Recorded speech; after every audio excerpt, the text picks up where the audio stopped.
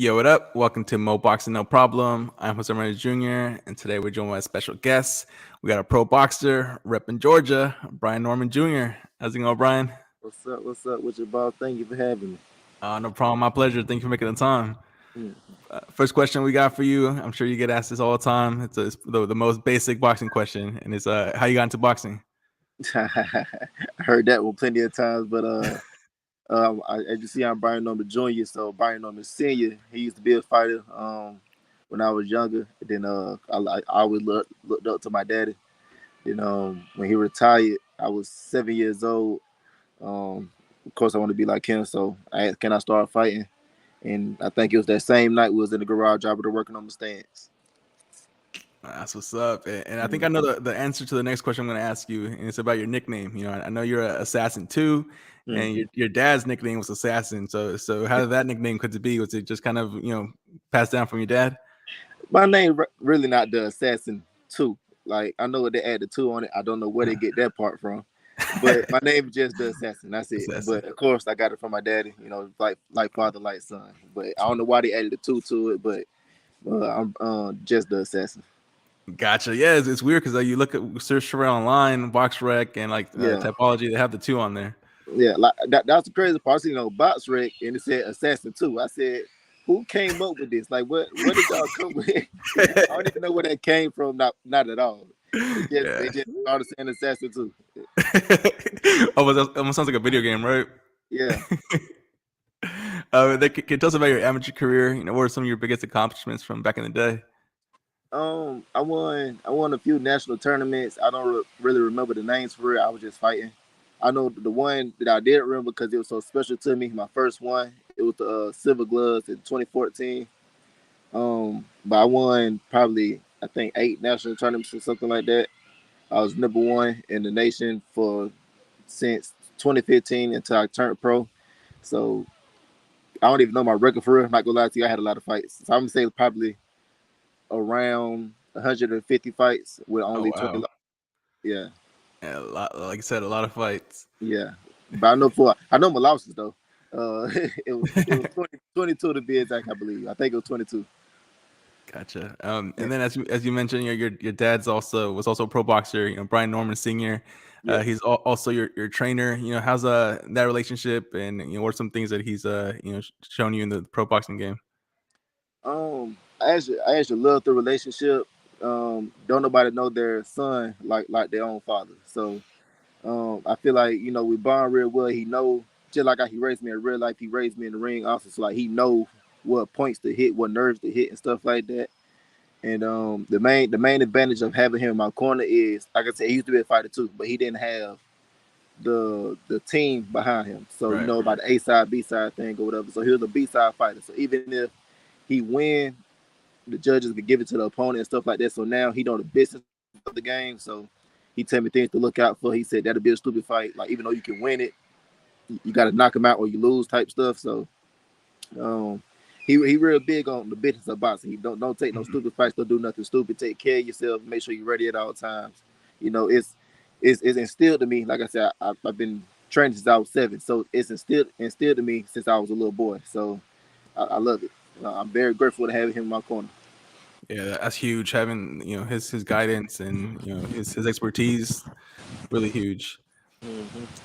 And speaking of young age, you made your pro debut very young at 17. Yeah. What were your emotions heading to that fight? Were there any nerves? Yeah, as I did have some nerves for a few reasons. I haven't fought in a long time, even as an amateur, because they were playing around with like the age requirement things. So I couldn't get into no tournaments for real. Like I was too old to get in some tournaments and too young to get into others. But and of course I wouldn't do no regular club bouts because I already beat up in everybody in Georgia at the time. So I ain't haven't fight in a long time. Also, I'm 17. That's young. Turned to pro, having my first pro fight. It's a whole lot of nerves going into it. Also, I was playing basketball like I think 2 months before the fight, ended up spraining my ankle. So I Oh, went I went in injured and stuff like that. So that's what I don't know if you ever seen the fight, but that's why I just went out there blasting. I just kept trying to knock him out because I know the faster it's over, the faster I go home and yeah, rest his ankle. 100%. Yeah. And one thing I found interesting too was a lot of your early pro fights were in Mexico. How was that experience fighting in Mexico? It was real cool. I know people like try to the third world country thing or whatever. Like they try to badmouth Mexico like it's poor and everything like that. Man, them Mhm. folks cool, man. I don't care what nobody say. Them folks real cool out there. Every time we came in, it was open arms and everything. Like we had no beef or nothing like that. So, matter of fact, after my first fight there, the crowd already loved me. Oh, So, nice. and as you see, I had a few fights out there. I think 12 fights out there. I think, and yeah, every time I come back, it was just more and more people showing up just to show me some love. So, I love it out there. Nice. We should have got you on the Canelo undercard in Guadalajara. For real. That'd be dope. But there's definitely big things coming for you. I saw that you signed with Top Rank last year, so congratulations on that. Can you share some of the reasons why you chose Top Rank? The reason I chose Top Rank, if you just look at their whole business plan or whatever like that, like you got Shakur Stevens, Jared Anderson, Devin Haney, Lomachenko. If you just look at their whole game plan on how to build a fighter, if you go way back with Floyd Mayweather and Manny Pacquiao and stuff like that, the way they build fighters coming up, prospects, I guess you would say, is they got the blueprint down pat or whatever. Like they are perfect for that. So and then of course ESPN, free TV, anybody, a random person just my uncle. He don't really care about boxing for real, but he go Hmm. to sleep watching ESPN just because he can wake up and now I'm on the screen fighting. There's other people like that too. So imagine you wake up and you just see me knocking somebody's head off. Boom, I got me a new fan. So Yeah, I feel like Top Rank is the best as far as business. I would agree. As far as like accessibility and building stars, they, Mm-hmm. they they got that formula down. And it looks like your next fight with Top Rank is going to be on May 13th here Mm-hmm. in Stockton, California. California. Um, has your opponent been picked for that fight yet? Yeah, he has been picked. I'm not really good with names, so I'm not even gonna try to attempt. But he's another Mexican guy. A tough guy. I think his record is 24 wins with 4 losses, with 18 wins by knockout. That's a very very solid record. So I'm happy. I'm happy that they believe in me to take this step up fight, and I'll make sure I wipe this guy out also. Nice. When are you planning to get to California? I think that Wednesday of that week, I believe. So yeah, I think Wednesday of that week I should be up there. That's what's up. And obviously not overlooking your next opponent, but if you had to pick, do you have a dream opponent in the future you want to get in the ring with? Now, right now, just looking at the opponent in front of me, I can't really say what's in the future. I still got to get past this one. 100% respect that. Mhm. And venues, is there any dream venues out there that you would want to headline one day? Yeah, MGM, Mandalay Bay. And then I want to fight in Georgia too at the State Farm Arena. There you go. Get that homecoming fight. Yeah, Absolutely. And how do you prepare for fights? Do you watch a lot of tape on your opponent, or you kind of just leave that up to your dad and you focus on you? both. I watch my opponent, and then I main thing I watch my opponent coach right now. I get a gist of what he do, what he like to do, his fighting style and stuff like that. Then I go pick out other fighters. Like for this fight, I'm studying Errol Spence real heavy because he really good at distance control and stuff like that. So and body work. So the reason why I'm studying him is my guy. He a come forward fighter. He wants you to hit him in the head, but he don't want you to hit him in the body. So now this I got Errol Spence disc control or whatever. I finna land those body shots or whatever. Don't rush nothing. Take your time. So I got it's an 8 round fight, so I got 8 rounds to work and do what I have to do. So that's why I study them for a quick second, get a gist of what they like to do, get their habits and stuff like that, and then I find somebody else to like study to like really do focus on this one thing. Like how does Errol Spence set up those body shots? How why is he so good at distance control? Stuff like that. So then I Hmm. try to add it to my game. That's awesome. And speaking of preparation, there's a lot of sparring stories out there. We could work with Terrence Crawford, Jaron Ennis, and Gervonta Davis. Yeah. How is it like sparring with them? And did those sparring sessions kind of confirm to you that you're like one of the best of the best? Yes, the main one was it was a long time ago. I was 16 years old, and I first sparred Javante Davis, Tank. And I first sparred when I was 16 years old, and it was actually a competitive back and forth sparring at Mm. 16. And this right after he beat Pedraza, so he is a champion at this point. So you got me, a 16-year-old amateur kid, having a competitive sparring versus a champion of not just any champion, a very great champion. So when I seen that, that confirmed everything. And then the sparring with him I had in 2021, the sparring with Terrence Crawford and Jerron Ennis or whatever, it builds me up even more. The fact that I'm actually here and hanging with these top guys.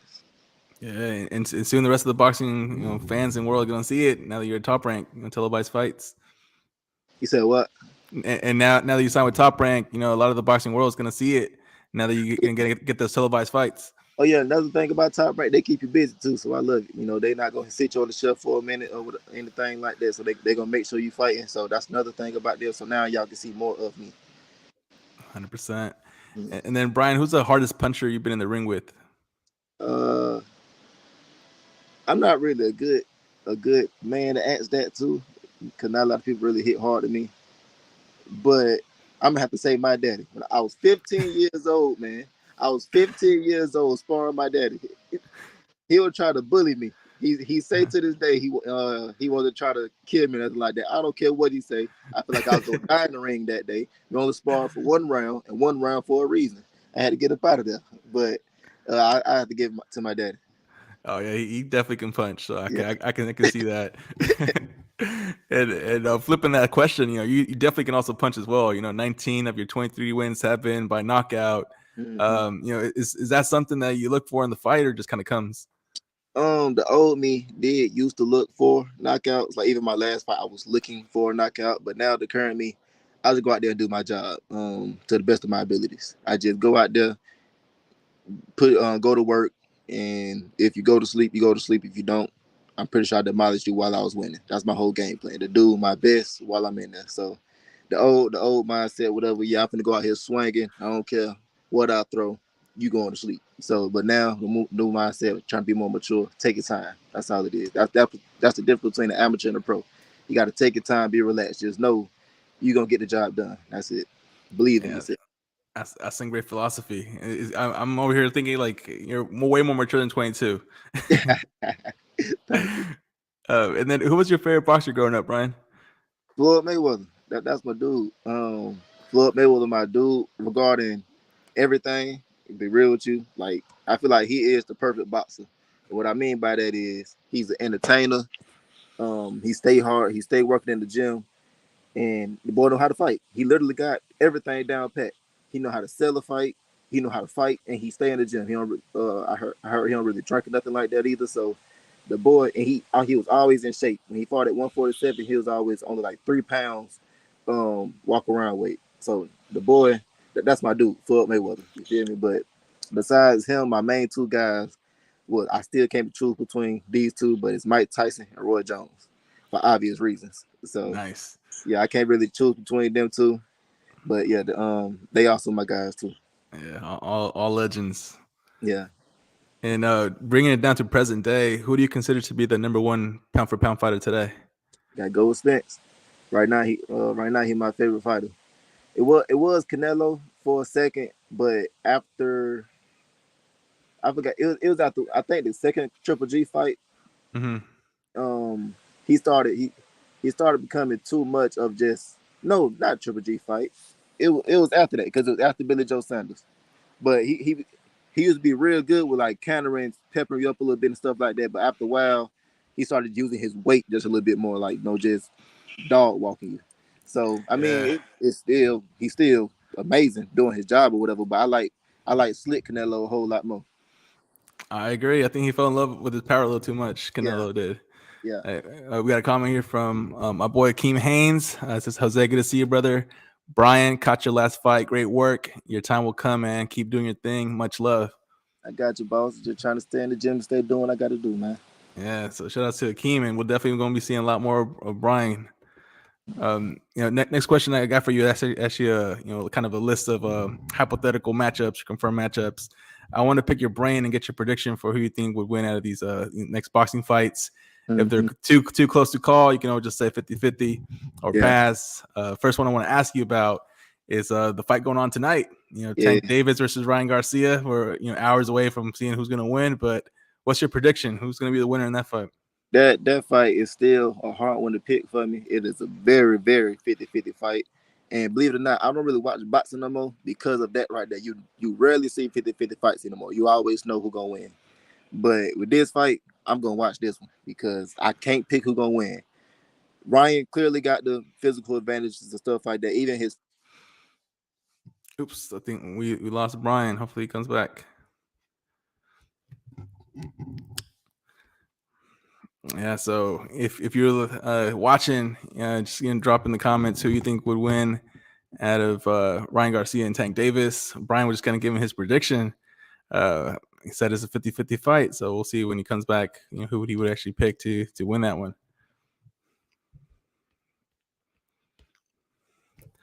Let me message him. He's going to be able to hop back on.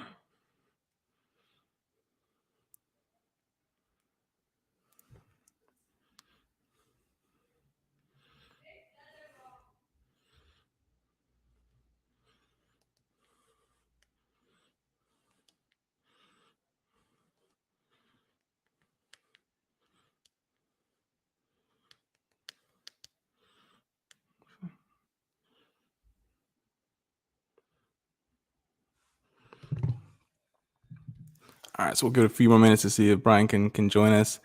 Apologies, we were almost done with the interview. We had a few more questions. We're just gonna ask him about a few boxing matchups and then just wrap it up. So hopefully he can still join us. His cell phone may have died. Doesn't seem like he's seen my message yet, so we will see.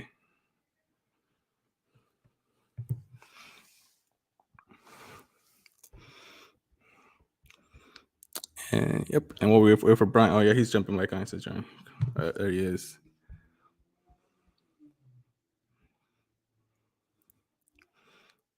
All right, let me re-add Brian. Yo, it's going, Brian. Oh, my bad, my phone had overheated. But all good. So yeah, you're in the middle of your prediction for Ryan Tank. Yeah, I was gonna say that fight is a very 50-50 fight. I can't necessarily choose one just off rip. But if Ryan clearly got the physical advantages, the height, the reach, and everything like that. People try to talk about his chin being in the air, but he keep his distance at all times. He never lean forwards, anything like that. So you got to get behind all that range first and speed and timing that he got before you could even touch the chin. And then you see how short Tank is. Like how he like to be on the outside and take his time. You got to get in there with Ryan. Everybody see that, especially with how short the height difference is between them. So I can't necessarily pick one, but Tank got more experience and you got the weight situation. We don't know if it's gonna drain Ryan or not, but we got the weight situation too.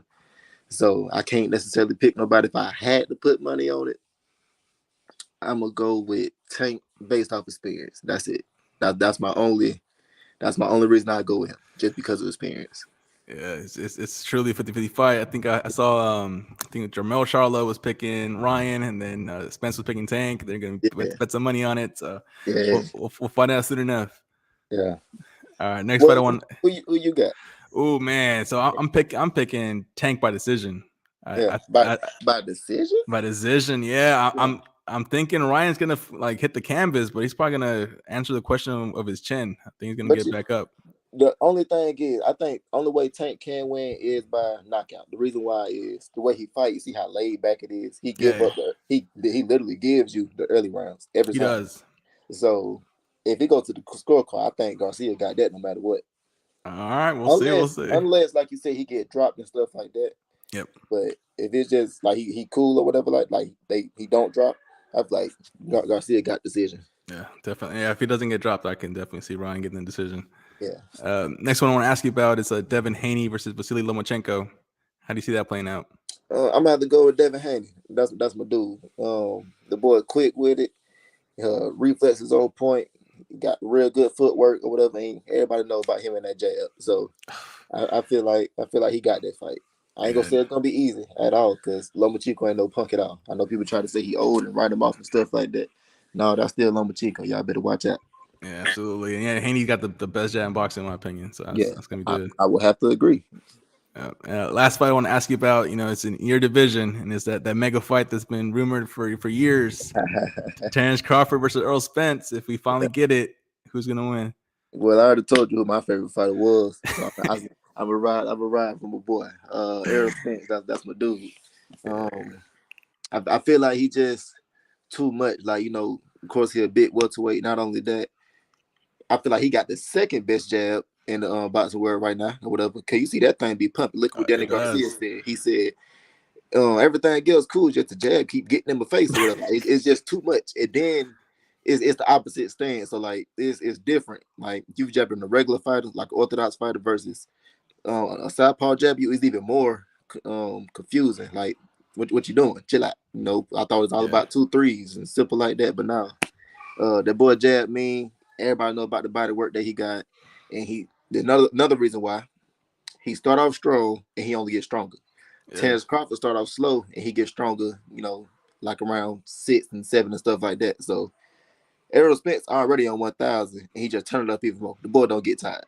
So it's just I got Spence on that.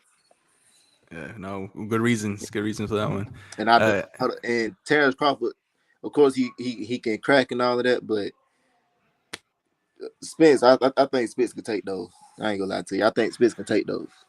and then we got to remember, Terrence Crawford is coming up from lower weight classes, where Spence Was in it at 47. is it 35 or 30?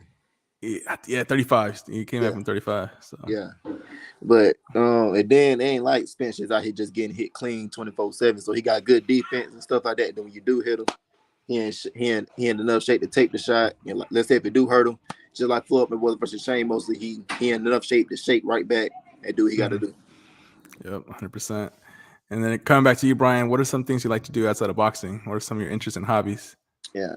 So it's gonna sound very cliche or whatever, like a TikTok or influencer type thing. But believe it or not, I like to read. I got me a whole book collection. Hold up. I'll show you right now. I'll flip the camera. I don't even know. I don't know. But yeah, I got me Oh, a whole. nice. This my boy David Goggins right here. Read that one. But I got me a whole book collection and all of that. But I like to read and stuff like that. Basketball, that's my thing. I used to teach LeBron back in the day how to dunk and stuff like that, but we ain't gonna get on that one. I could have went to college and stuff like that, but I said no. I like throwing hands. You feel me? So Yep. yeah, that's my only thing. Ain't no iron team, but it's an iron in boxing. So that's why I chose boxing. You feel me? So, but yeah, they said I was gonna be the next Muggsy Bogues and stuff like that, but I said no. Me and Dante Water got to step in the ring first. I got to go get the belt from him, and then I'll go back to the league later on. But yeah, basketball and stuff like that. I just be chilling for the most part. That's awesome, man. Thank you for showing us the book collection. We can see that's definitely not just for the cameras. You Yeah, read. yeah. And then what's the best piece of advice you would give someone that's thinking of turning pro and making a career out of boxing? Don't rush nothing. Don't make no dumb business decisions. And no matter what, stay with your team. Well, I ain't gonna say if you got a good team, stay with your team and stay in that gym. The more time you spend in the gym, the better you get, and the faster you get better. So that's the main thing. Forget motivation and all the other stuff. Stay dedicated and do your job. Great advice. And then Brian, when it's all said and done, how do you want to be remembered? What do you want your boxing legacy to be? I just want to be respected. Let everybody know I ain't never been no punk. I ain't never been scared of nobody. I step in the ring with anybody, and not just step in the ring. I'm gonna win too. That's my whole thing. I'm not scared to. Matter of fact, I am scared to lose. That's why I train so hard. So I want to be respected. I train so hard. I'm getting my belts. I ain't never duck nobody. I'm fighting everybody. I want all the smoke. There you go. And final question we got for you, Brian. It's not really a question. It's more so kind of giving you the floor. What's the message you want to send to your fans and supporters? To all my fans and supporters, as you see, what is it, 3 weeks out now, May 13th, start to California, ESPN, shout out to Top Rank. I'm back at it again, ESPN, May 13th. If you want to see a show, go on to tune in, man. Well said. We're looking forward to seeing you back in the ring May 13th. I'm hoping to be there in person. It's only an hour away from me, so looking forward to seeing you get that next KO. I got you, boss. All right, man. Well, Brian, again, thank you so much for the interview. It was a pleasure to get to know you better, and enjoy the rest of your Saturday. I got you. Thank you, boss. All right, no problem, man. Talk to you later. All right. All right, peace.